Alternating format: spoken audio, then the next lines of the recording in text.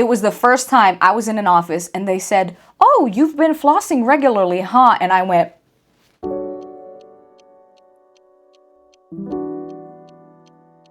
so this is going to be my final Invisalign update for quite a while, maybe even forever, because I am officially finished with my treatment, and I have been for a while now. But I really wanted to sit in this new reality for a minute before reporting back to you guys. And then maybe in the future, like a year from now or something, I'll do a quick little retrospective of the whole thing again. But for now, welcome to the final edition of the Invisalign saga. Before we begin, I am not a dentist, not an orthodontist. You shouldn't take this as advice. It's not professional help. It's not even help by any means. I'm just sharing my experience with you, and if you have any actual questions or need real help, please consult a professional and not people on the internet. But with that being said, let's begin. So as you can see, I am not wearing aligners at the moment, and I don't wear them for 12 hours a day, but I do wear them at night while I sleep, and obviously a few extra hours because unfortunately I do not sleep 12 hours a day, girl. But yeah, I basically do have to wear them 12 hours a day, which I have been told is a little bit longer than the average Invisalign user wears them. Now, the reason for that in my case is because I do have a wire on my bottom teeth, which really prevents them from moving, but I don't have one on my upper teeth. I think when we last spoke, or at least one of the times we spoke last,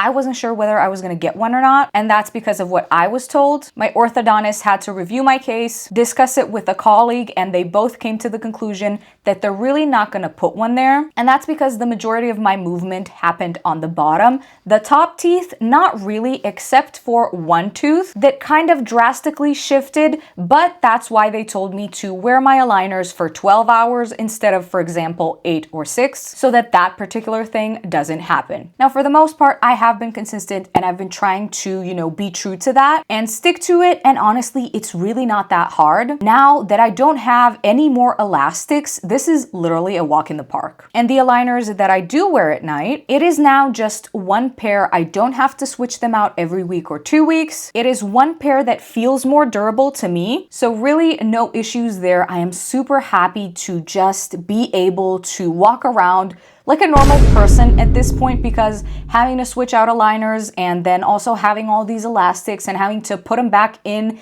any time of day, no matter where you are, even sometimes if you don't have access to a bathroom, it was kind of inconvenient. I'm not gonna lie, and I've said that from the beginning, but the fact that that was my biggest inconvenience and not, for example, pain, that is something that I will eternally be grateful for. And also, I am very, very happy with my results. So I would definitely recommend Invisalign to anybody, and also anybody who's asked me in my private life. I've always said I expected that it was gonna hurt more, and I was sort of mentally preparing for that, but because I had such an easy breezy, beautiful experience, I have literally been walking around here like an unpaid spokesperson for Invisalign, because that's just how I feel. Also, one other update since we last spoke, the teeth whitening. I told you that I'd gotten my teeth professionally whitened at the office, and while I don't regret it, it's also not what I expected. And I'm not saying that I expected a magic wand per se, but I definitely expected the results to last longer than they did. Now, let's not get it twisted, okay? When I got my teeth whitened, they were probably about 3 shades lighter than they were to begin with. And right now, as me and you are talking, I still think that they're lighter than they were when I started out, but they're certainly not 3 shades lighter anymore. And that shine that they had immediately after leaving the office after getting my teeth whitened, for me, disappeared way too quickly with how expensive the teeth whitening was. I would say it lasted for about 2 weeks, and I'm talking really lasted, like looked exactly like it did upon leaving the office. But then after that, I don't know, they just sort of look normal now. And again, we are not completely back to square one. I just personally felt like my experience was that I could have skipped the teeth whitening and gotten my teeth 3 shades whiter at home using Crest White strips, which by the way is another part of that update, because last time we talked, I told you that I tried a bunch of teeth whitening products at home in the past, and some of them worked better than others, but I've never tried Crest whitening strips up until that point. Now, obviously, I've gotten them since, and I used them one time before an event,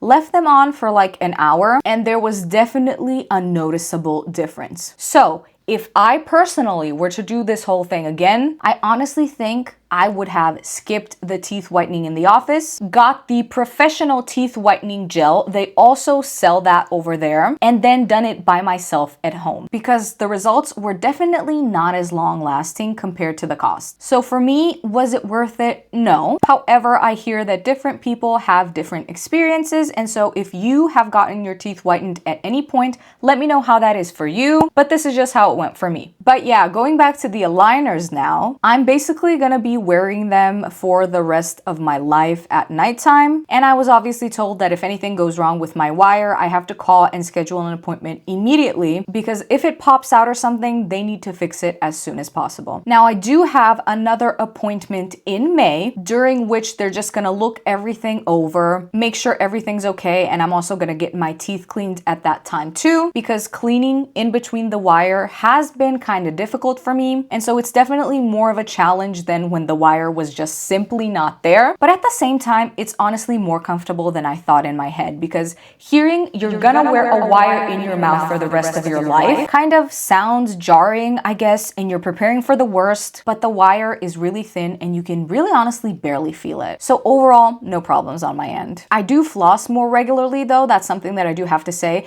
and I have been using floss threaders for my bottom teeth. I have also switched to an electric toothbrush before even finishing my treatment. And I swear you guys, during one of my last appointments, my dentist noticed that. It was the first time I was in an office and they said, "Oh, you've been flossing regularly, huh?" And I went, because I, of course, haven't had one unique experience in my life. And just like everybody else, whenever prior to this moment, I went to the office and they asked, "Do you floss?" I always said yes, and they never believed me. But this was the one time that she noticed, and I have been riding that high ever since. Also, I kind of forget if I told you guys or not. I think I probably must have, right? But they switched my crown out, which was always the plan. Now, that wasn't as simple as I thought it was gonna be. Oh, and one more thing that they did while they were in there was basically perform a gingivectomy on me. And if that sounds scary to you and you don't know what that is, first of all, same, but it's basically where they burn off your gums, sometimes for cosmetic reasons. For me, it's because when they put this new crown in, my gum lines were uneven and they wanted to fix that. And that wasn't a fun experience because they have a little laser and that's how they do that. However, because obviously they are in your mouth, you can smell through your nose them burning your gums. Not this. And when I tell you, I was mentally not prepared for that smell. They did tell me, obviously, that it was gonna be, how did she say it? I think she said an uncomfortable scent. Girl, it stunk so bad.